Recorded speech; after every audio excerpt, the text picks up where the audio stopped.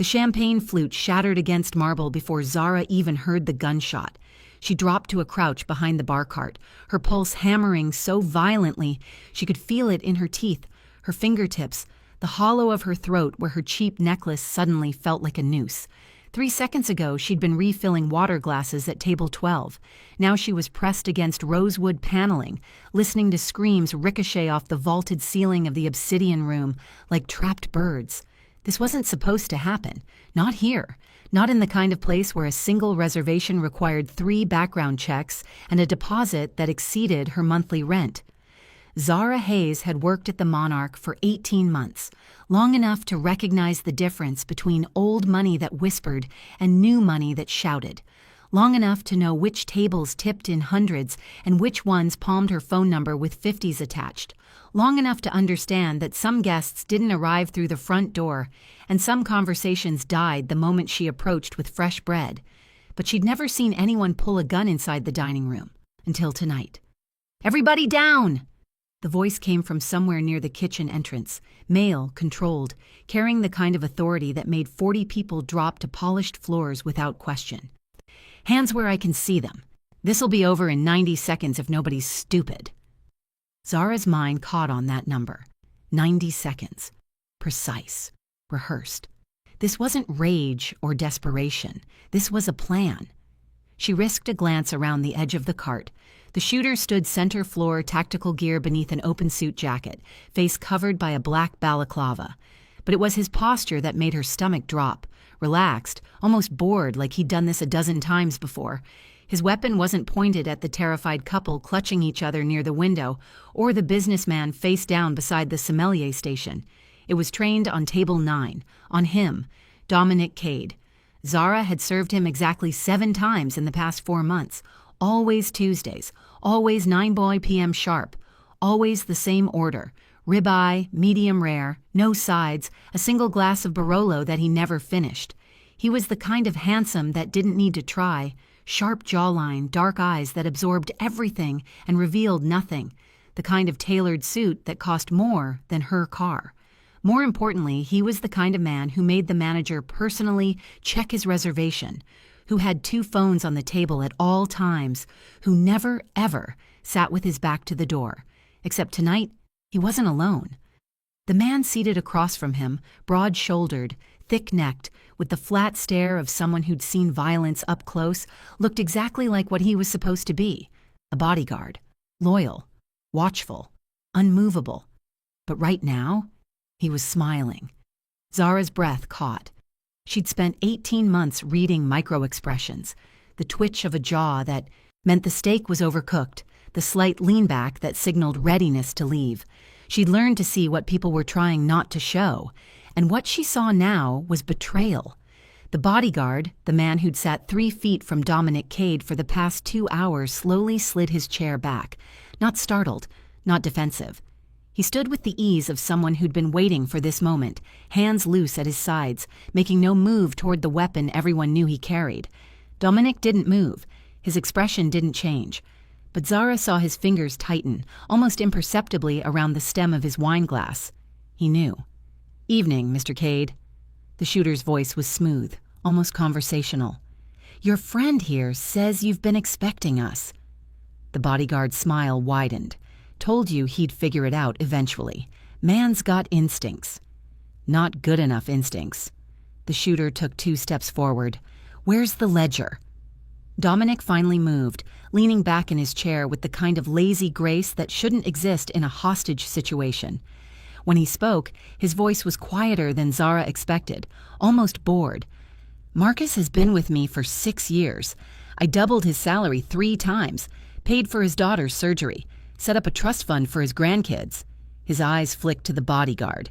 "And you sold me out for what? A percentage? A promotion?" Marcus shrugged. "Nothing personal, Dom, just better math." "Better math." Dominic repeated the words like he was tasting something rotten. "You know what happens now, right?" "Yeah."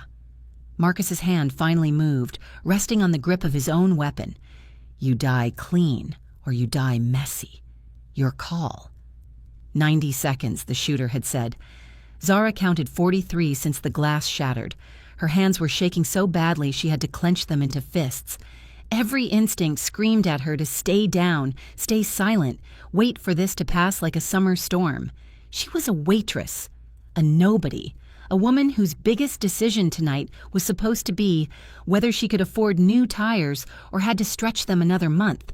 This wasn't her world, wasn't her problem, wasn't her life. But then Dominic's eyes moved, not to the shooter, not to Marcus, to her. For half a second, their gazes locked, and Zara saw something she didn't expect.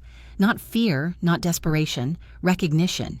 He knew she was there, knew she was watching, and in that brief, impossible moment, she understood something that made absolutely no sense. He'd been expecting this. The betrayal, the setup, the 90-second execution window. But he'd been counting on chaos, and chaos meant witnesses. Zara's pulse roared in her ears. Her thoughts splintered into 1,000 panicked fragments, but one rose above the rest, sharp and clear and utterly insane. If I do nothing, he dies. She didn't know why that mattered, didn't know why her hands were already moving, reaching for the wine bottle on the cart beside her, heavy and dark and full, didn't know why she was about to do the stupidest thing of her entire life. 62 seconds. The shooter adjusted his stance, finger tightening on the trigger.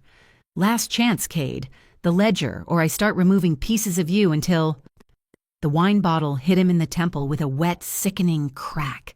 He went down like a dropped puppet, weapon clattering across marble. For one frozen, crystalline moment, nobody moved. Then Marcus roared, weapon clearing leather. And Dominic moved. His hand shot across the table, grabbing Marcus's wrist and twisting with brutal efficiency. The gun discharged, deafening, the bullet punching through the decorative ceiling. Plaster rained down. Someone screamed. Dominic drove his elbow into Marcus's throat, then slammed his face into the table hard enough to crack the wood. Once. Twice. The bodyguard went limp, blood pooling beneath his shattered nose. The entire sequence took 4 seconds. Dominic straightened, breathing steady, and turned to look at Zara.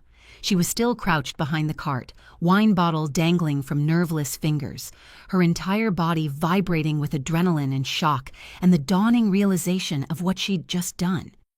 "You..." her voice cracked. "You're welcome?" Dominic tilted his head slightly like she was a puzzle he hadn't expected to encounter. Then, impossibly, one corner of his mouth lifted. "Thank you," he said quietly. That was either very brave or spectacularly stupid. Both, Zara managed. Definitely both. Sirens wailed in the distance, growing louder. The other diners were starting to move, scrambling toward exits, pulling out phones. The manager appeared in the doorway, face white as bone. Dominic stepped over Marcus's unconscious body and offered Zara his hand. She stared at it.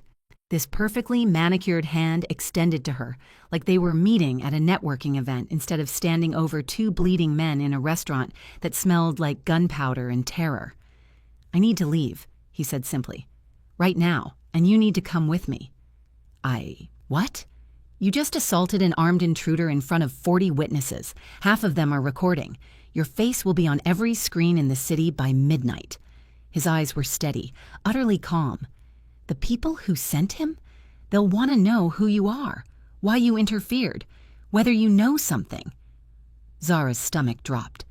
"I'm just a waitress. I don't know anything. They won't believe that." He kept his hand extended. "So you have 2 choices.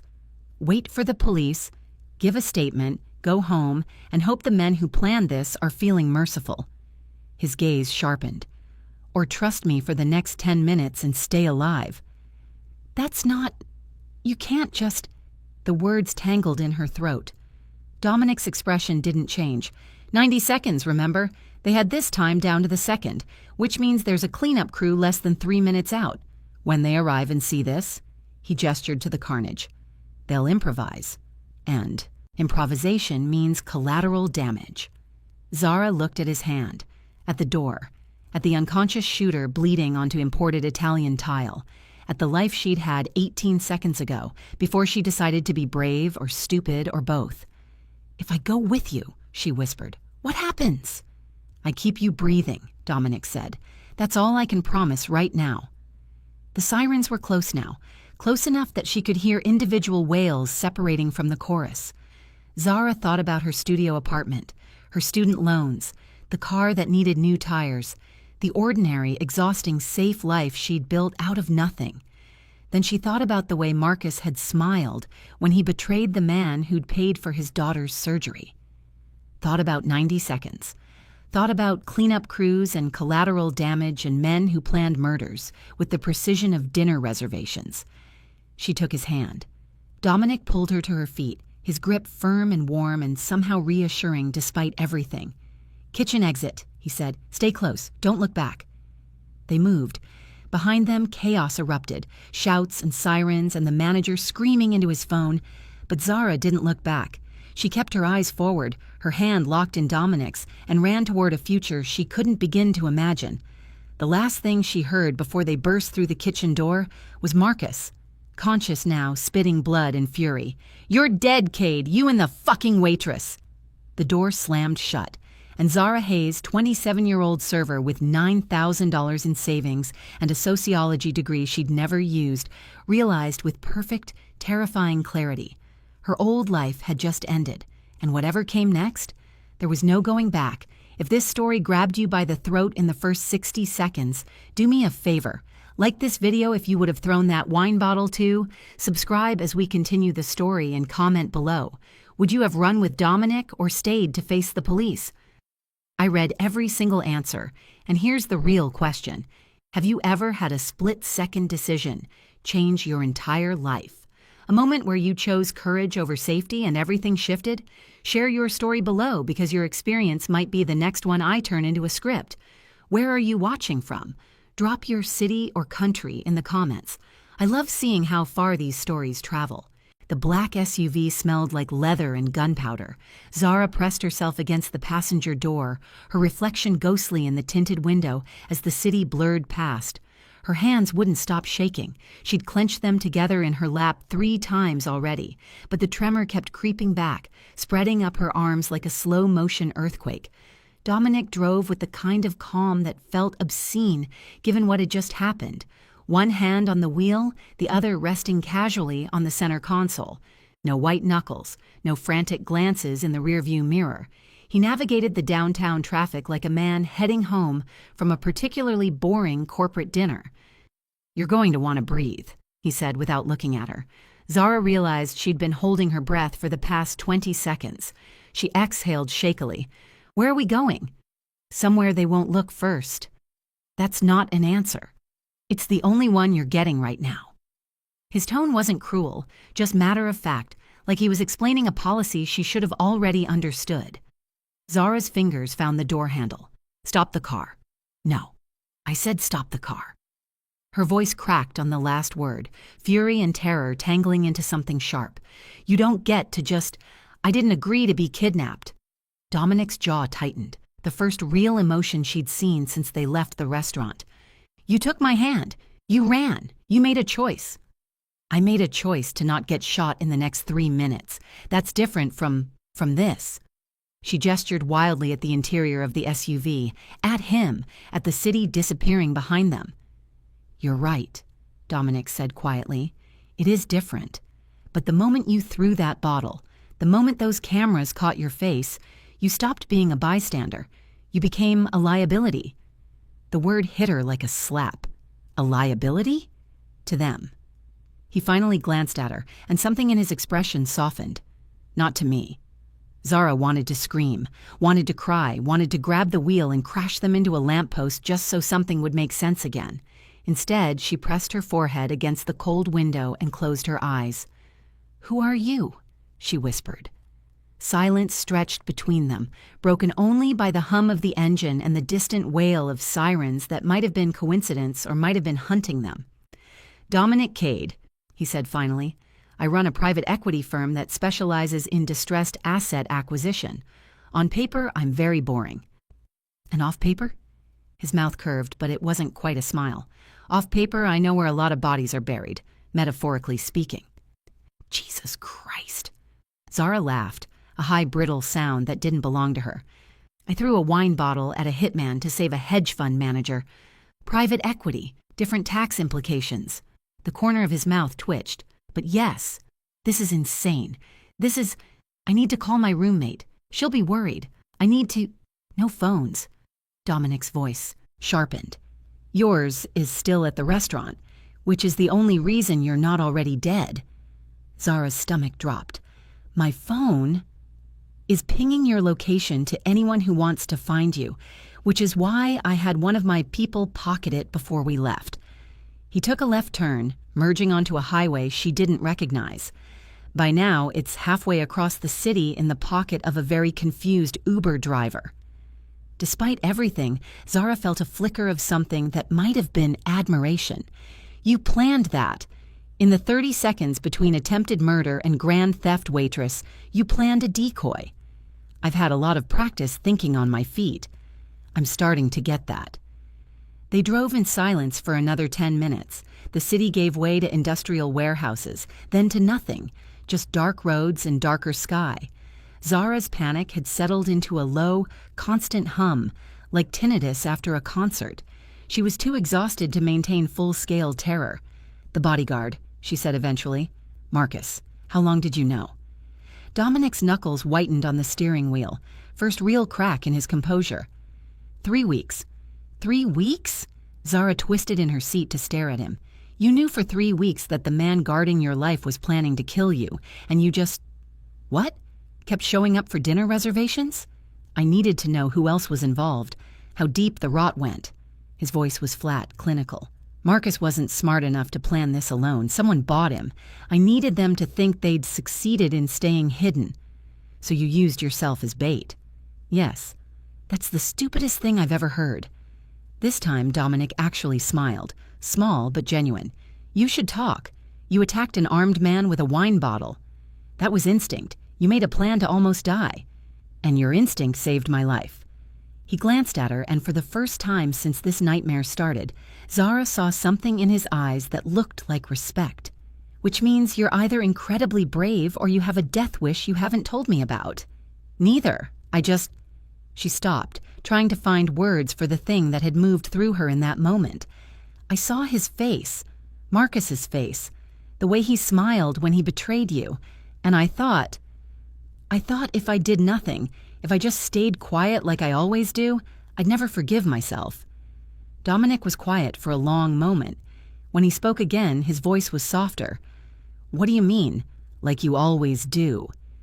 Zara laughed bitterly. I've spent my entire adult life being invisible, the good server, the quiet roommate, the girl who doesn't make waves because making waves means losing shifts, losing tips, losing the fragile little life I've built. She pressed her palms against her eyes, and tonight I threw all of that away for a man I don't even know. Maybe you were tired of being invisible. The words hung in the air between them, sharp and true. Maybe, Zara admitted. The SUV slowed, turning onto a gravel road that led to a sprawling warehouse complex. Security lights flickered on as they approached, illuminating chain-link fencing and industrial loading docks. It looked like the kind of place where bodies actually got buried, not metaphorically. Zara's pulse spiked. Dominic, it's safe. He parked near a side entrance, killed the engine. This is one of my properties. Legitimate, completely above board. We store vintage cars for collectors. He met her eyes. No one knows about it except 3 people, and one of them is dead. Marcus. They sat in the darkness, engine ticking as it cooled. Zara could hear her own heartbeat, loud and insistent. What happens now? She asked. Dominic unbuckled his seatbelt but didn't move to open the door. Now I make some calls. Figure out who bought Marcus and how much they know. Tomorrow I'll arrange new identification for you, a place to stay, enough money to disappear if that's what you want. And if I don't want to disappear? He studied her face in the dim light. Then we have a different conversation. What kind of conversation? The kind where I tell you the truth about who I am and what I do. The kind where you decide if you want to walk away from your old life forever, or if you want to learn how to survive in this one. His voice was steady, but Zara heard the weight beneath it. Because here's what you need to understand. The men who sent Marcus don't forgive witnesses. They don't show mercy to civilians who got in the way. Your face is on 40 cell phones right now. By morning, it'll be in front of very dangerous people who will want you dead just to tie up loose ends." Zara's mouth went dry. "So I'm dead either way." "No." Dominic's hand moved, hovering for a moment before settling on her shoulder. The touch was brief, but it grounded her. "If you disappear, I can make sure they never find you. New name, new city, new life. You'll be safe." "But I'll spend the rest of my life looking over my shoulder." "Yes." "And the other option?" Dominic's eyes were very dark, very serious. "You stay. You learn. I teach you how to see threats before they materialize, how to move through this world without leaving traces, how to survive when people like Marcus decide you're a problem that needs solving." He paused. "But that means you become part of this world, permanently. No going back to restaurant shifts and student loan payments. You'll be someone different. Someone dangerous. Someone aware." Zara thought about her studio apartment, the succulents dying on her windowsill, her roommate Maya, who borrowed her clothes without asking and made terrible coffee and left passive-aggressive notes about dish soap, the manager at the Monarch who'd promised her a raise 3 times and delivered it 0 times. The life she'd been living wasn't much, but it was hers. And now it was gone. "I need to think," she said quietly. "You have 12 hours. Dominic opened his door, cold air rushing in. "After that, decisions get made whether you're ready or not." They crossed the gravel lot to the warehouse entrance. Dominic pressed his thumb to a biometric scanner, and the heavy door swung open with a pneumatic hiss. Inside was exactly what he'd promised. Vintage cars gleaming under soft lighting, chrome and paint jobs worth more than Zara would earn in a decade. The space smelled like motor oil and money, but it was the office in the back corner that made her stop. Through the glass walls, she could see multiple monitors displaying security feeds, maps, and what looked like financial spreadsheets. A woman sat at the main desk, early 30s, dark hair pulled into a severe bun, wearing tactical pants and a shoulder holster like it was business casual. She looked up when they entered, her expression flickering from professional neutrality to something sharper when she saw Zara. "This is the waitress?" Her voice was smooth, Eastern European accent softening the edges. "Zara Hayes," Dominic said. "Zara, this is Katya. She handles security." "And cleanup," Katya added, standing. She was tall, athletic, and moved like every step was tactical. "I've been monitoring police scanners. The restaurant is swarming with local PD and FBI. They're calling it a robbery gone wrong." "Do they have IDs on the shooter?" Dominic asked. "Not yet, but they have very clear footage of Ms. Hayes assaulting him with a $300 bottle of wine." Katya's mouth curved slightly. 42 different camera angles. It's already on 3 news sites. "Heroic waitress saves diner from armed robbery." Zara felt the blood drain from her face. "I'm on the news?" "Local news, for now." Katya's expression softened marginally. "But it's only a matter of time before someone connects you to Dominic. And when that happens, the people who sent Marcus will know exactly who interfered," Dominic finished. Zara sank into the nearest chair, her legs suddenly unreliable. "How long do I have?" Katya and Dominic exchanged a look. 48 hours, Katya said. "Maybe 72 if we're lucky." "And then?" "Then they come for you," Dominic said quietly, "unless you're already gone. Or unless—" He didn't finish the sentence, but Zara heard it anyway. "Unless you're ready to fight back." She looked at the monitors displaying her own face on repeat, a frozen moment caught from 17 different angles. The wine bottle mid-swing, her expression determined and terrified in equal measure. She looked like someone else, someone brave, someone who made choices instead of accepting whatever life handed her. 12 hours, she said, meeting Dominic's eyes. "You said I have 12 hours to decide." "Yes." Zara stood, her legs steadier now. "I don't need 12 hours, Dominic went very still. "Zara, I'm not running." Her voice was quiet, but there was steel beneath it. Steel she hadn't known she possessed until this moment. "I'm tired of being invisible, tired of playing it safe, tired of letting other people decide who I am and what I'm worth." She took a breath. "So teach me. Teach me how to survive in your world, because I'm not disappearing, and I'm sure as hell not dying." For a long moment, nobody spoke. Then Katya laughed, a short, surprised sound. "I like her." Dominic's expression was unreadable. "You understand what you're agreeing to? Once you start down this path, there's no going back. You said that already." Zara crossed her arms. "But here's the thing. There's no going back anyway. My face is on the news. Dangerous people know I exist. Running just means I spend the rest of my life waiting for them to find me." She met his gaze steadily. "So I'd rather learn how to make sure they regret it when they do." Dominic studied her for what felt like an eternity. Then slowly he nodded. "All right." He turned to Katya. "Get her set up in the East Wing. Tomorrow we start training." "Tomorrow?" Zara's voice cracked slightly. "Don't I get a night to process this?" "You get 6 hours of sleep," Katya said, already moving toward a door marked Private. "Training starts at 600. Wear something you don't mind bleeding in." "Bleeding? Wait, what?" But Katya was already gone. Zara turned to Dominic, searching for reassurance, guidance, anything. He offered her something that might have been a smile. "Welcome to your new life, Zara Hayes. Try not to die in the first week." Then he walked away, leaving her alone in a warehouse full of expensive cars and security monitors that showed her face on infinite loop. A hero, a target, a woman who'd thrown a bottle and destroyed everything. Zara looked at her hands. They'd finally stopped shaking. She wondered if that was a good sign, or if she'd just stopped feeling afraid of the wrong things.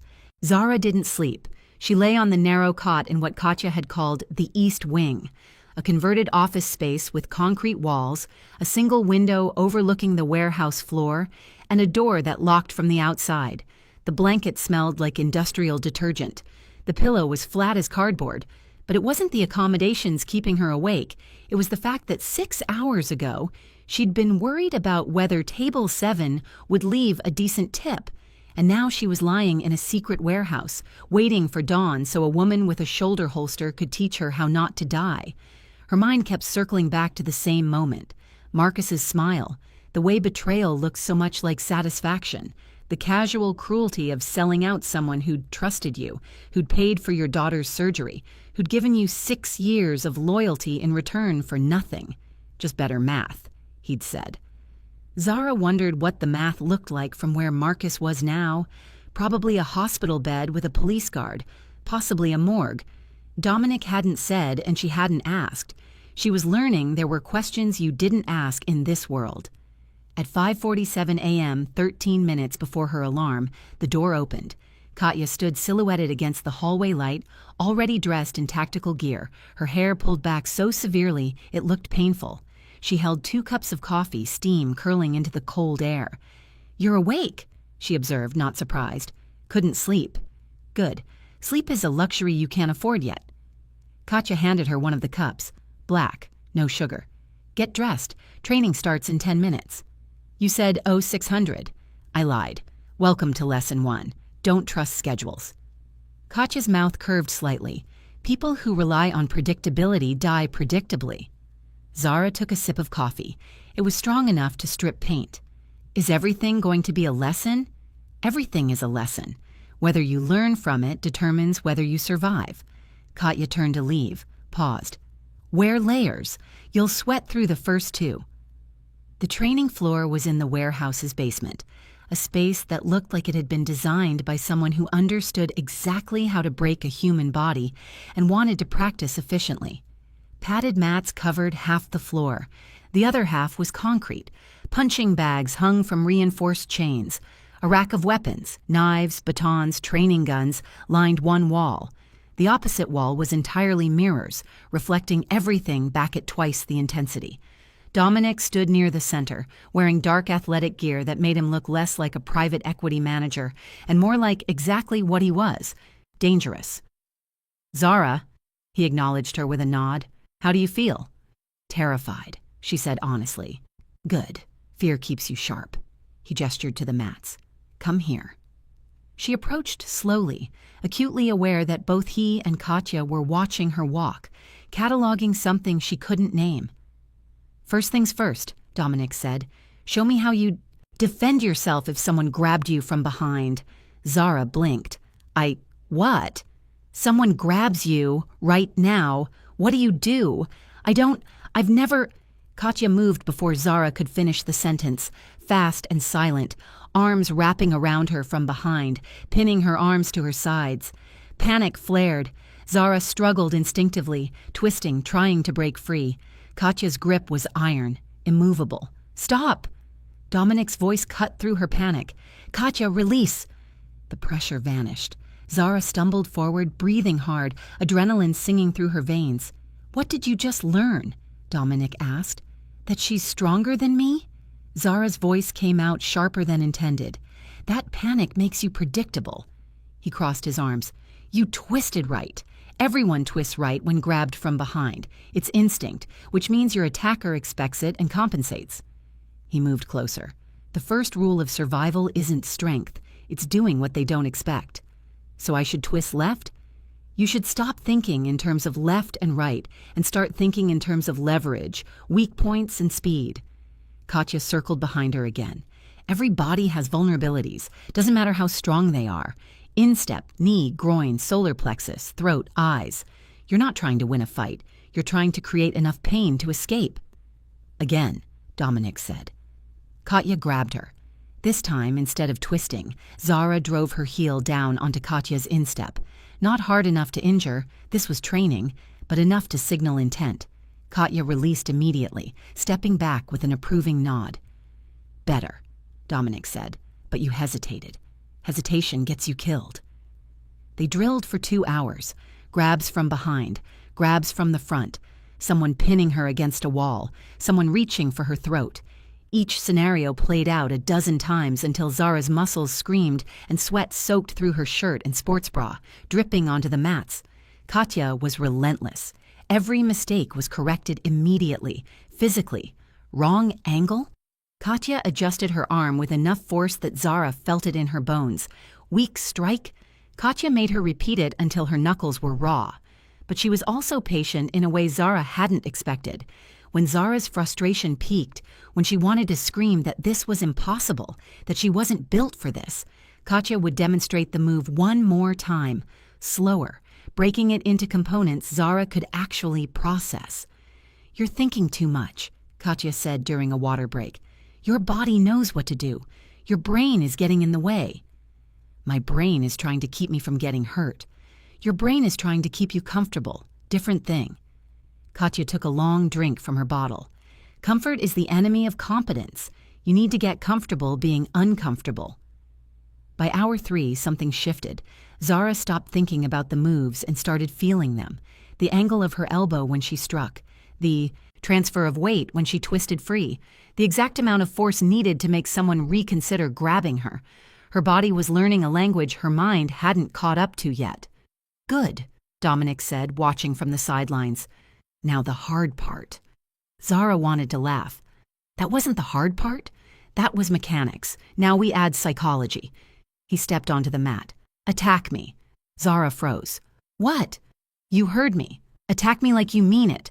She looked at Katya, who just raised an eyebrow. No help coming from that corner. Zara turned back to Dominic, who stood relaxed, hands loose at his sides, utterly unconcerned. "I'm not going to hurt you," she said. "I know. That's the problem." His eyes were steady on hers. "You're still thinking like a victim, like someone who apologizes for taking up space. I need you to think like someone who refuses to be touched without permission." "I don't." "Do it," he said quietly, "or admit you're not ready for this world." Something hot flared in Zara's chest. Anger, maybe, or pride, or the memory of Marcus's smile and the knowledge that men like him only respected force. She moved.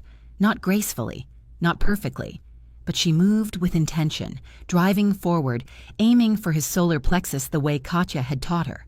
Dominic sidestepped, caught her wrist, and in one fluid motion had her turned, arm locked, face pressed against the mat.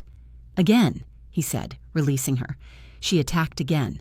Same result, and again, Each time he countered effortlessly, showing her exactly where her technique failed, where her commitment wavered, where she pulled her punch at the last second because some part of her still believed nice girls didn't hit people. By the 15th attempt, Zara was crying, not sobbing. Tears just leaked from the corners of her eyes, mixing with sweat, born from frustration and exhaustion and the crushing weight of how much she didn't know. "I can't," she gasped, still pinned. "I can't do this." Dominic's voice was quiet against her ear. "Yes, you can. You're just afraid of what you'll become if you do." He released her. Zara lay on the mat, breathing hard, her body screaming. Every muscle was fire, every thought was mud. "Get up," Katya said, not cruel, just factual. Zara didn't want to get up, wanted to stay on this mat forever, wanted to go back to her studio apartment and her dying succulents, and the life where the hardest decision was whether to smile through a customer's condescension or risk a bad tip. But that life was gone, and lying here wouldn't bring it back. She got up. Dominic was watching her with something that looked almost like respect. "One more time. But this time, I want you to remember something." "What?" "You threw a wine bottle at an armed man last night. You didn't think.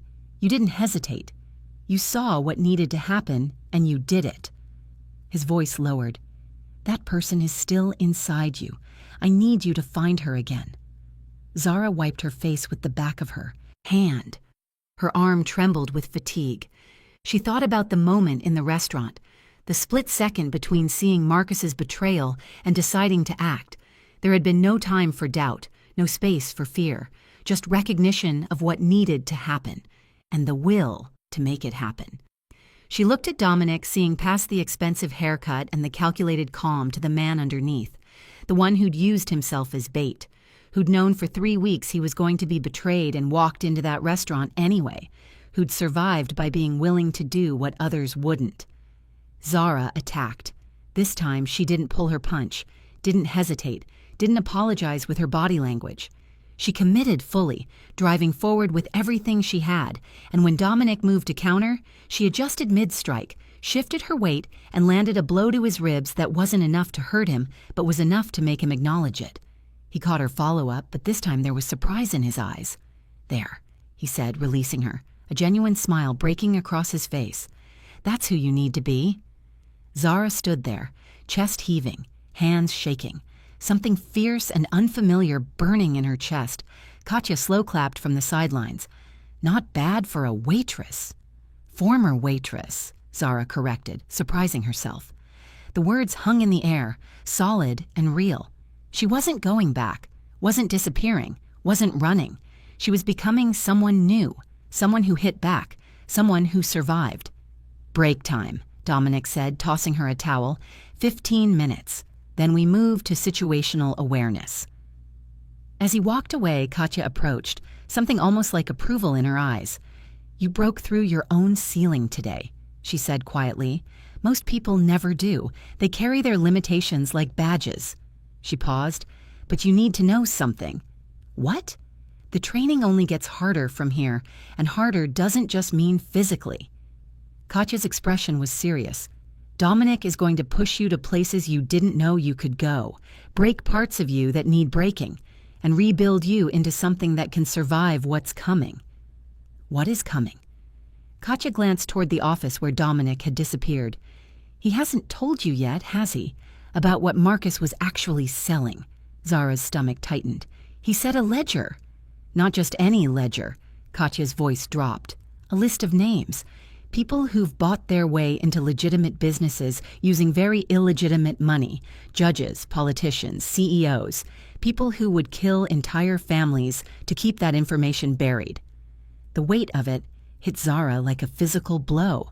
"And Dominic has it?" "Had it. Past tense." Katya met her eyes.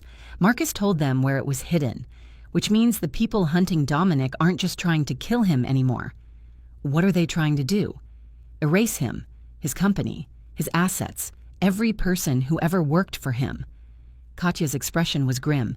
"Which, as of last night, includes you." Zara felt the floor tilt beneath her feet. "How many people are we talking about?" "On the list? 47. but each of them has resources, connections, people willing to do anything to protect them. Katya tilted her head. The man you saved last night? He didn't just run a private equity firm, he ran the only independent archive of financial crimes that could bring down half the power structure in this city. Jesus Christ, Zara breathed. Yeah. Katya's smile was thin.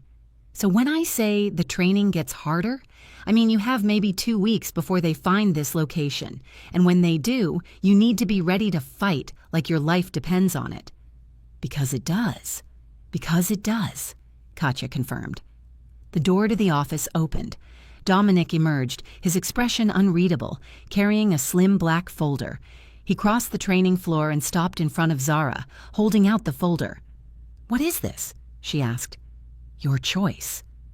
He met her eyes. Inside are 3 things: a new identity with enough money to disappear anywhere in the world, a contract offering you a position in my organization with full protection and salary, and a phone number. What's the phone number for? Calling the FBI, turning yourself in as a witness, entering protective custody. His voice was steady. 3 paths. All of them keep you alive, but only one keeps you free. Zara took the folder, feeling the weight of it. Not just paper, but futures, possibilities, the last real choice she might get to make for herself. "You don't have to decide right now," Dominic said. "Yes, I do." Zara opened the folder, looking at the 3 neat sections. New identity, contract, phone number, 3 different versions of survival, 3 different versions of herself. She thought about the woman who'd walked into the Monarch 18 months ago, desperate for a job, willing to smile through anything if it meant making rent. Thought about the woman who'd thrown a wine bottle at a gunman because staying silent felt worse than dying. Thought about the woman who'd just landed a blow on a man who could probably kill her 6 different ways without breaking a sweat. She pulled out the contract, leaving the other 2 documents in the folder. "I choose this one," she said. Dominic didn't smile, but something in his eyes warmed. "You're sure?" "No." Zara met his gaze. "But I'm done running. From danger, from myself, from the person I've been afraid to become." She held up the contract. "So teach me. Not just how to survive, how to win." Katya laughed, a sound of genuine delight. "Oh, I really like her." Dominic took the folder back, pulled out a pen, and handed it to Zara. "Sign on the last page, and understand that once you do, you're mine, my responsibility, my asset, my problem if this goes wrong." "Yours," Zara agreed. She signed her name, Zara Hayes, one last time, and felt something inside her click into place. A door closing behind her, a new one, opening ahead. Dominic took the contract, folded it precisely, and tucked it into his jacket. "Welcome to Cade Security Consulting. Your first assignment starts tonight." "Tonight?" Zara's voice cracked. "I've been training for 4 hours." "And you'll train for 4 more this afternoon. But tonight, you're going to learn the most important skill I can teach you." Dominic's expression was serious. How to walk into a room full of people who want you dead and convince them you belong there. Zara's mouth went dry. "Where?" "A charity gala. Very exclusive. Very dangerous." He glanced at Katya. "Get her ready. I want her looking like she was born into money and trained to kill." "Both at once?" Katya raised an eyebrow. "That's my specialty." As Dominic walked away, Zara stood there holding the pen, her signature still wet on a contract that had just changed her life forever. Katya put a hand on her shoulder. "You made the right choice?" "How do you know?" "Because the other 2 would have kept you safe. This one makes you dangerous." Katya's smile was sharp. "And dangerous women survive when safe ones don't." Zara looked at her hands, still trembling, still exhausted, but no longer afraid. Or maybe just afraid of different things. "What happens at this gala?" she asked quietly. Katya's expression darkened. "You meet the man who bought Marcus, the man who ordered Dominic's execution." She paused. "And you smile at him like you don't know he's planning yours." The dress was a weapon. Zara stared at herself in the full-length mirror, barely recognizing the woman looking back. The gown was midnight blue, almost black, cut to skim her body in ways that suggested rather than revealed. The fabric cost more than 3 months of her old rent. The heels added 4 inches and forced her spine into a posture that screamed confidence even when she felt none. But it was the necklace that made her breath catch. A single teardrop diamond that Katya had fastened around her throat with clinical precision, explaining in her matter-of-fact way that it was worth approximately $200,000 and contained a tracking device, a panic button, and enough historical provenance to make anyone who knew jewelry understand exactly what kind of woman wore it. The kind who belongs, Katya had said, the kind who doesn't apologize for taking up space. That had been 4 hours ago. 4 hours of transformation that felt more invasive than the morning's physical training. A stylist had cut Zara's hair, taking 6 inches and leaving it sharp, angled, expensive. Makeup that looked natural but had taken 40 minutes to apply. Manicure, pedicure. A crash course in walking in heels that could double as weapons. "You don't walk like a woman who used to carry trays," Katya had said, making her practice over and over until her stride shifted from apologetic to inevitable. Now, standing in the warehouse's converted dressing area, Zara felt like a stranger wearing her own skin. "Stop looking at yourself like you're wearing a costume." Dominic's voice came from behind her. She turned. He stood in the doorway dressed in a tuxedo that probably cost more than her car, looking like he'd been born for rooms where champagne cost $1,000 per bottle. "I feel like an imposter," she admitted. "Good. Everyone in that room is an imposter. The difference is, they've been doing it longer." He stepped closer, studying her with an intensity that made her want to squirm. "You look perfect, but looking perfect isn't enough." "What else do I need?" "To believe it." He circled her slowly, assessing. "Right now, you're performing. I need you inhabiting. There's a difference." "I don't know how to be this person." "Yes, you do. You've been watching people like this for 18 months, learning their tells, their patterns, the way they hold a glass, the way they signal to servers without speaking." His eyes met hers. "You've been studying the enemy. Now you become them." Zara swallowed hard. "Who am I supposed to be tonight?" Dominic pulled out a slim dossier, handed it to her. Zara Merchant, art consultant specializing in pre-war European acquisitions, educated at Princeton, family money from shipping interests, recently returned from a 3-year stint in Paris. She flipped through the pages. There were photos, documents, a complete backstory that someone had clearly spent hours constructing. "This is insane. What if someone asks me about Princeton, about Paris? I've never even left the country." Then you redirect. Make them talk about themselves. People love talking about themselves. Katya emerged from the shadows, dressed in her own evening gown, looking like a completely different person, softer, elegant, still deadly. "You're not there to convince them you're real. You're there to make them believe you're important enough that questioning you would be rude. And if they question anyway?" Dominic's expression hardened. "Then you smile like you find their skepticism amusing and excuse yourself to refresh your drink. I'll handle the rest." "Handle how?" "You don't need to know. Plausible deniability is its own kind of protection." He checked his watch. "Car leaves in 15 minutes. Katya will brief you on the way." "Wait, what's my objective tonight? What am I actually supposed to do?" Dominic met her eyes, his expression unreadable. "Survive, observe, and most importantly, stand next to me when I'm introduced to Vincent Caruso without looking like you're about to throw up." The name hit Zara like cold water.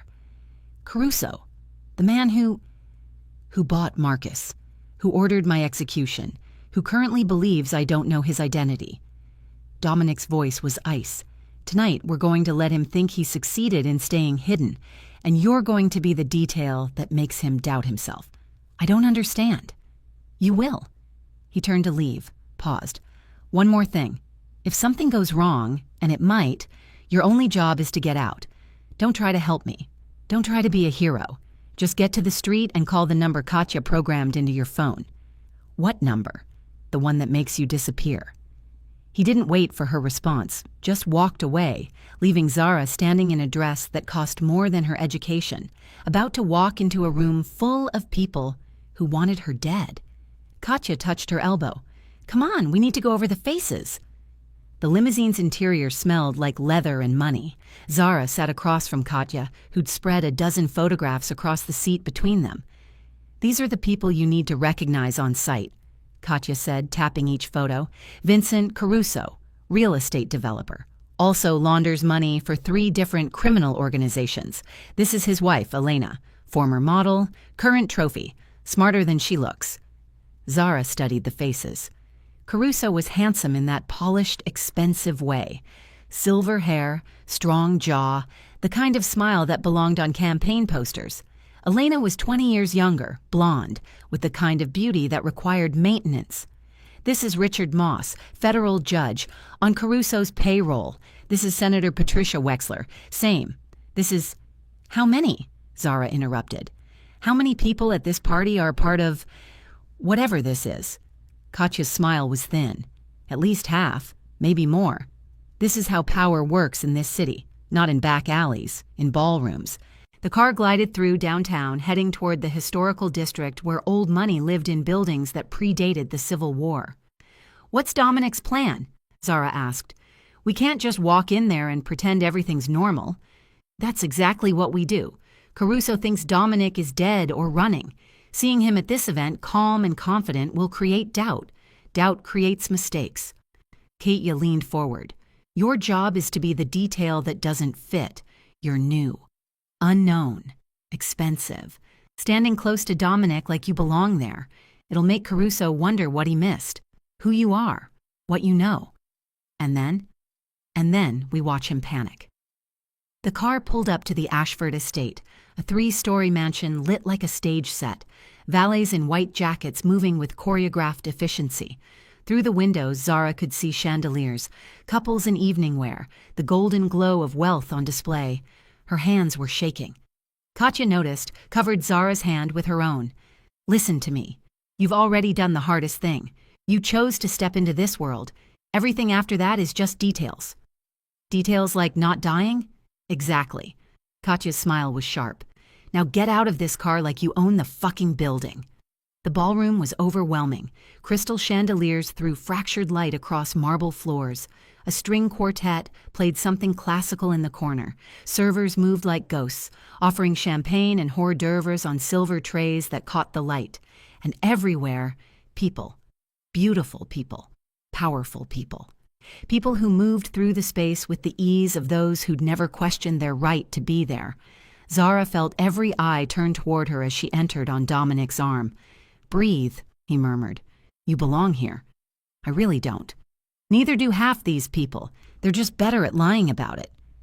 His hand pressed against the small of her back, warm and steadying. Chin up. You're bored by all of this. You've been to better parties in Paris. Zara lifted her chin, channeling every confident woman she'd ever served, every customer who'd treated her like furniture. The posture shifted something inside her, made her shoulders drop, made her stride lengthen. Better, Dominic said quietly. Now smile like you know a secret. She did, and suddenly people were looking at her differently, not as an outsider, as someone they should know. A woman in diamonds approached, her smile practiced. Dominic, darling, we heard you were in Singapore. Change of plans, he said smoothly.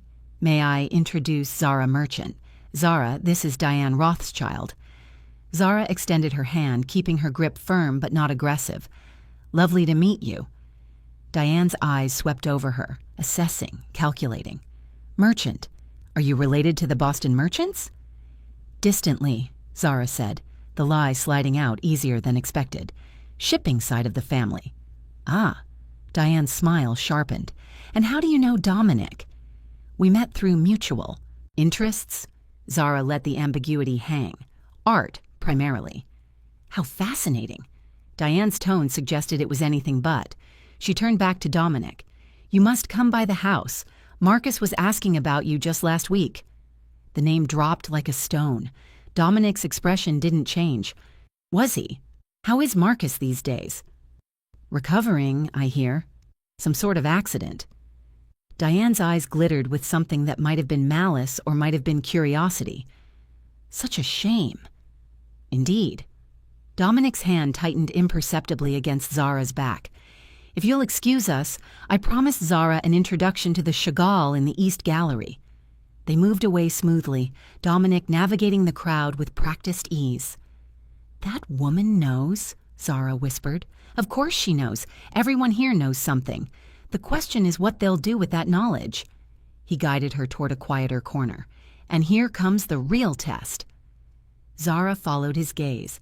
Vincent Caruso stood near the bar, holding court with a small circle of admirers. He was laughing at something, head thrown back, the picture of a man without a care in the world, a man who'd ordered a murder 3 days ago. "Stay close," Dominic murmured. "Don't speak unless spoken to, and whatever you do, don't let him see you sweat." They crossed the room. With each step, Zara's pulse hammered harder.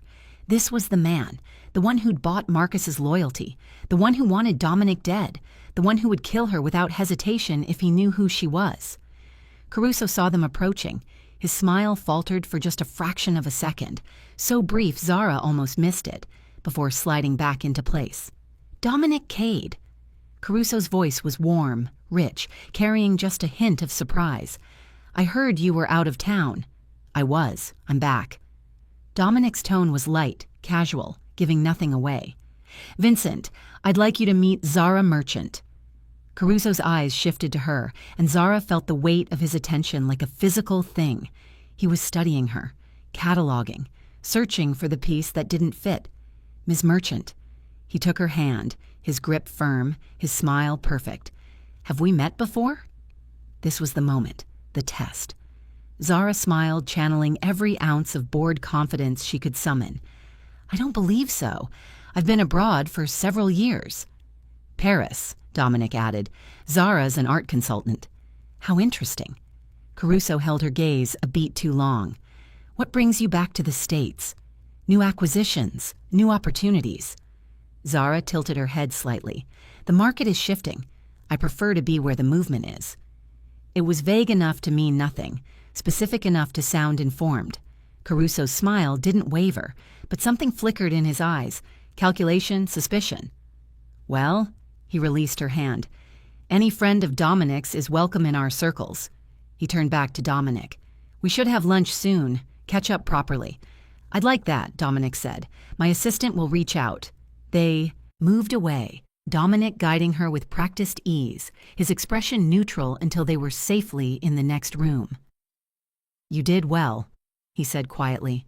"He knows something's wrong." "Good. I want him off balance." Dominic accepted 2 glasses of champagne from a passing server, handed her one. "Drink slowly. Look relaxed. We're here for another hour at least." Zara took a sip, the bubbles sharp on her tongue. "What happens now?" "Now we circulate. You meet important people. You laugh at mediocre jokes. You make them remember your face." His eyes met hers. "And tomorrow, when Caruso starts asking questions about who you are, he'll find exactly the answers I want him to find." "What answers?" Dominic's smile was cold. "That you're real, that you're connected, that you're someone he should have known about." He paused. "And that killing me just became exponentially more complicated." The rest of the evening blurred together. Zara shook hands with people whose names she'd forget by morning, smiled at jokes that weren't funny, deflected questions with practiced vagueness, and slowly, impossibly, she felt herself sliding into the role. Zara Merchant, art consultant, woman who belonged in rooms like this. It wasn't comfortable, but it was effective. By the time they left, her feet were screaming in the expensive heels, and her face hurt from smiling. But she'd survived. She'd walked into a room full of people who wanted her dead and convinced them she belonged there. In the limousine heading back to the warehouse, Katya handed her a tablet. "What's this?" "Surveillance footage from tonight. Watch Caruso after you left." Zara played the video. Caruso stood with 2 men she didn't recognize, his expression no longer friendly. He was angry, gesturing sharply. One of the men pulled out a phone. "He's calling someone," Katya said. "Trying to figure out who you are. By morning, he'll have your cover story. By tomorrow afternoon, he'll start to believe it's real. And then? And then he makes a mistake." Dominic's voice was quiet. "He'll try to leverage you, maybe threaten you, maybe try to recruit you. But whatever he does, he'll reveal something about his organization. Zara looked at the man on the screen, powerful and dangerous, and currently convinced she was someone she wasn't. "This is insane," she whispered. "This is strategy," Dominic corrected, "and you just became the most important piece on the board." Zara thought about the woman who'd served water at table 9, who'd worried about tips and rent and whether she'd ever be more than invisible.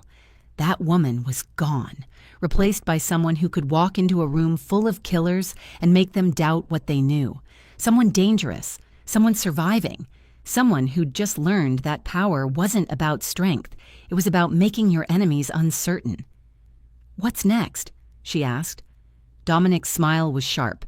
"Now we train you to fight, because when Caruso figures out who you really are, and he will, you'll need to be ready for the war that comes after." Zara looked at her reflection in the limousine's window. Designer dress, diamond necklace, the face of someone who belonged in a world she'd only observed from the outside. She touched the necklace, the punch came feeling from nowhere. The cool weight of it. Zara's head snapped back. Katya had said. Stars exploding across her vision. She knew how to use it, flooding her mouth, including herself. She stumbled, caught herself against the training mat, tasted blood. "Again," Katya said, no sympathy in her voice. It had been 3 weeks since the gala, 3 weeks of training that made the first day look like a warm-up, 3 weeks of learning that survival wasn't a single skill. It was 1,000 small deaths of the person you used to be. Zara spat blood, reset her stance. Her ribs were taped from yesterday's session. Her knuckles were split and healing for the 3rd time. She'd lost 8 pounds she couldn't afford to lose, gained muscle in places she didn't know could build muscle, and stopped flinching when Katya moved too fast. "You're telegraphing," Katya said, circling her like a shark. "Your shoulder drops before you strike. In a real fight, that hesitation gets you killed. In a real fight, I'd have a weapon. And if you don't?" Katya struck again, faster this time. But Zara was ready. She blocked, redirected, and drove her elbow toward Katya's ribs. Not full force, this was training, but with enough commitment that Katya had to respect it. "Better." Katya stepped back, a rare smile crossing her face. "You're starting to think like a fighter instead of a victim." Zara wiped blood from her lip. "I don't feel like a fighter." "Good. The ones who feel like fighters get cocky. Cocky gets you dead." Katya tossed her a towel. "Take 5. Dominic wants to see you." Dominic's office had evolved over the past 3 weeks. What had been a sparse command center was now a war room. 3 walls covered in surveillance photos, financial documents, interconnected diagrams showing the web of corruption that tied Vincent Caruso to 47 different power players. The ledger Marcus had sold wasn't just information. It was a map to an entire shadow economy, and Dominic was planning to burn it all down. "Sit," he said, without looking up from the document spread across his desk. Zara sat, acutely aware of how she must look, sweaty, bruised, her training clothes clinging to her. But Dominic had seen her in worse states, had watched her fail and fall and get back up for 3 weeks straight. "Caruso made his move," he said, sliding a folder across the desk. Zara opened it. Inside were photographs of herself. At the gala, entering the warehouse 3 days ago, having coffee at a cafe she'd visited exactly once. "He's been following me for 2 weeks, trying to confirm your identity, map your patterns, find a vulnerability." Dominic finally looked up, his expression unreadable. "He found your cover story exactly where I planted it. Princeton records, art consultation contracts, even a few carefully placed social media accounts that go back 5 years. He believes it? He's starting to, but he's also cautious, which is why he's going to make contact soon." Dominic leaned back in his chair. "The question is whether you're ready for what that means." Zara thought about the woman who'd signed a contract 3 weeks ago, terrified and determined in equal measure. That woman felt like someone she used to know, someone younger, someone who didn't know how to break a man's wrist or read a room for exits or lie with her entire body. "What does it mean?" she asked. "It means you stop being a chess piece and become a player." Dominic stood, walked to the window overlooking the warehouse floor. "Caruso is going to approach you, probably somewhere public, somewhere you feel safe. He'll be charming, sympathetic. He'll suggest he knows Dominic isn't who he claims to be, that you might be in danger. And then? Then he'll offer you a way out, money, protection. All you have to do is tell him what you know about my operations. Dominic turned to face her. It's a recruitment pitch disguised as rescue. Zara's stomach tightened. You want me to take it? I want you to consider it. Make him work for your trust. Feed him information, true information, that leads him exactly where I want him to go. His eyes were steady on hers. This is the part where you stop training for the war and start fighting it. What information? Dominic pulled out a USB drive, set it on the desk between them. Financial records, legitimate records of transactions that will make Caruso think I'm moving assets in preparation to run. It'll make him confident. Confident people make mistakes. And when he realizes it's a trap, by then it'll be too late. Dominic's voice was ice, for him and everyone on that list. Zara picked up the USB drive, feeling the weight of it. Such a small thing, such enormous consequences. How do you do this? She asked quietly. Manipulate people like pieces on a board, use their trust as a weapon. By remembering that they did it first, Dominic's expression hardened. Marcus wasn't just my employee. He was my friend. I trusted him with my life, and he sold me out for money. He paused. Everyone on that list has betrayed someone, destroyed someone, hidden behind legitimacy while doing illegitimate things. I'm just holding up a mirror. And what does that make you? Ruthless. He didn't hesitate, but honest about it. Zara thought about the past 3 weeks, the bruises and blood and endless training, the way she'd stopped sleeping well, stopped recognizing herself in mirrors, stopped thinking like someone who believed the world was fair. What does it make me? She asked. Dominic studied her for a long moment. Surviving. Everything else is semantics. The approach came 2 days later, exactly as Dominic predicted. Zara was at a bookstore in Lincoln Park, one of the few places Dominic allowed her to go alone, under heavy surveillance. She was browsing art history texts, genuinely interested despite the performance, when a man in an expensive suit materialized at her elbow. "Excuse me," he said, his voice cultured, apologetic. "I believe you dropped this." He held out a business card, not hers, but printed with her cover identity's information. Zara took it slowly, examining the card. "I don't think so, but thank you." "My mistake." He smiled, charming but not pushy. "You're Zara Merchant, though, aren't you? I saw you at the Ashford benefit last month." "I was there, yes." Zara kept her voice neutral, curious but not eager. "Richard Moss." He extended his hand. "Federal judge. I know, terribly boring at parties." Zara shook his hand, recognizing the name from Katya's briefings.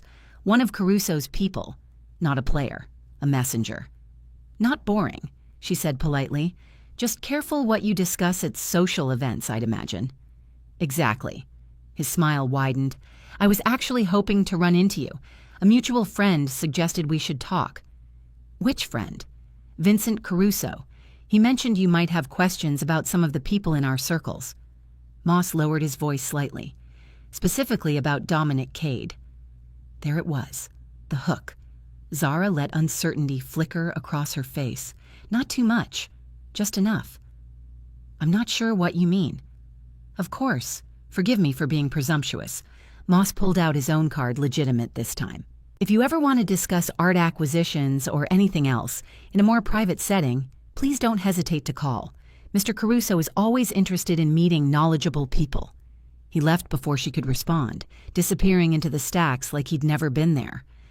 Zara waited 5 minutes, purchased 2 books she didn't need, and walked out to where Dominic's car was waiting 3 blocks away. "It started," she said, sliding into the back seat. Katya, at the wheel, met her eyes in the rearview mirror. "You handled it well." Interested but cautious. "What happens now?" "Now we wait." Dominic's voice came through the car's speakers. He was somewhere else, watching remotely. He'll reach out again in 3 to 5 days. More casual, building trust. Let him work for it. And then you meet Caruso face to face, and we see if 3 weeks of training was enough.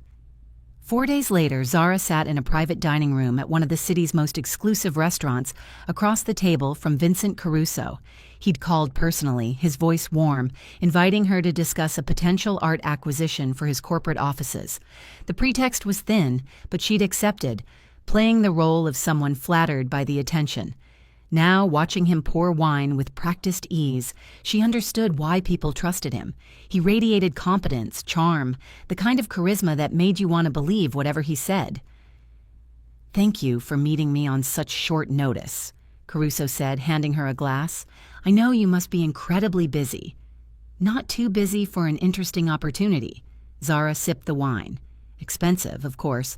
Everything about this man was expensive." "Good. Because I believe we could have a very productive relationship." Caruso leaned back, studying her. "You've caught the attention of several people in our community. Impressive, considering how brief your time here has been." "I'm good at making impressions." "You are."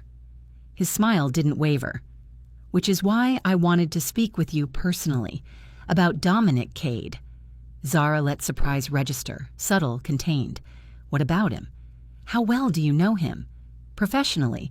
We've worked on a few acquisition projects." She set down her glass. "Why do you ask?" Caruso was quiet for a moment, his expression shifting to something more serious. "Because I'm concerned about you, Ms. Merchant. Dominic is a complicated man with complicated associations. People close to him have a tendency to find themselves in difficult situations." "Are you suggesting I'm in danger?" "I'm suggesting that Dominic operates in spaces where the rules aren't always clear, and someone with your expertise, your connections, could easily become collateral damage if you're not careful." The words were perfectly calibrated, concerned but not accusatory, offering protection without explicitly threatening. Zara understood the game now. Caruso wanted her to feel unsafe around Dominic, wanted to position himself as the safer alternative. And once she trusted him, once she started sharing information, he'd use her to get to Dominic. Standard manipulation, effective because it appealed to self-preservation. But Zara had spent 3 weeks learning to see manipulation before it landed. "I appreciate your concern," she said carefully, "but I'm not sure I understand what you're implying." "I'm implying that if you ever feel uncomfortable, if you ever need to discuss what you've observed in Dominic's operations, I'm someone who can help." Caruso reached into his jacket, pulled out a phone. "This is a secure line. Only I have access to it. If you need to reach me day or night, you call this number." He slid it across the table. Zara looked at it. Such a small thing. Such a massive trap. She picked it up slowly, turning it over in her hands. "Why would I need to call you?" "Because I think you've seen things working with Dominic. Things that don't quite add up. Financial irregularities, strange meetings, people who come and go without explanation." Caruso's voice lowered. "And I think part of you is starting to wonder if you've gotten involved with something more dangerous than you realized." He was good. Better than she'd expected.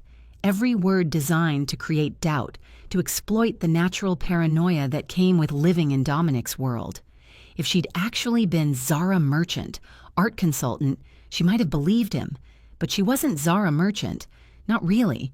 She was Zara Hayes, former waitress, current weapon, and she knew exactly what game they were playing. "I'll think about it," she said, pocketing the phone. "Thank you for lunch." "Of course." Caruso stood when she did, ever the gentleman. "I hope we can speak again soon, under better circumstances."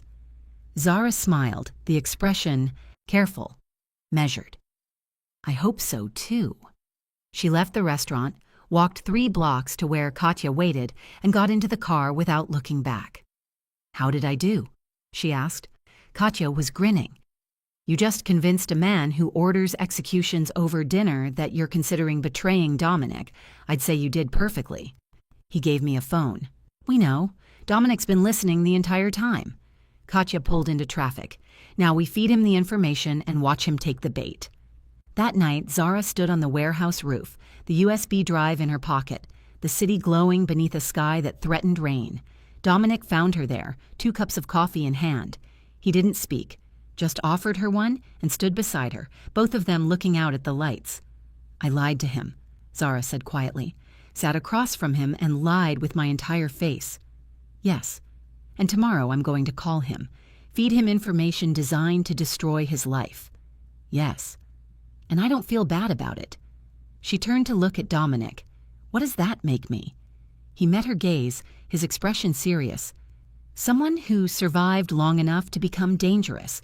Someone who understands that in this world, the only real choice is whether you're the hunter or the prey. I used to be prey. I know. His voice softened slightly. But you're not anymore. And you can never go back. Not to who you were. Not to what you believed about how the world works. Zara thought about the woman in the restaurant uniform, worried about tips and rent. That woman felt like a ghost now, a memory belonging to someone else. Do you ever regret it? She asked. Becoming this? Dominic was quiet for a long moment. Every day. And never. He looked at her. Because the alternative is being Marcus. Choosing wrong for the right price. And I'd rather be ruthless than for sale. Is that what I am now? Ruthless? You're surviving. He set down his coffee cup. Everything else is just how you tell yourself the story. Zara pulled out the USB drive, held it up to the light. Such a small thing. Such enormous power.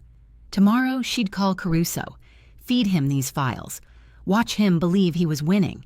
And 3 weeks after that, when the FBI raided 47 different locations simultaneously, when judges and senators and businessmen found themselves answering questions they'd paid millions to avoid, Vincent Caruso would realize he'd been played by a former waitress who'd learned to fight in a warehouse basement, who'd transformed from invisible to inevitable, who'd discovered that power wasn't about strength. It was about knowing which masks to wear and when to take them off. I'm ready, she said. I know. Dominic turned to leave, paused. For what it's worth, Zara, you would have been wasted pouring water. You were always meant for this. He left her alone on the roof, the city sprawling beneath her, a kingdom of light and shadow that she was learning to navigate without fear. Zara touched the diamond. Necklace she still wore sometimes, the one from the gala, the weapon that had started all of this. She'd walked into a restaurant 3 weeks ago as one person. She was walking out as someone else entirely. Someone dangerous, someone capable, someone who'd learned that the difference between victim and victor was just a choice made in a single moment of courage or insanity. She'd made her choice, and she was never looking back. She walked out as a weapon aimed at an empire. But here's what I need to know. Did this story wake something up inside you? That part of you that knows you're capable of more than the life you're currently living?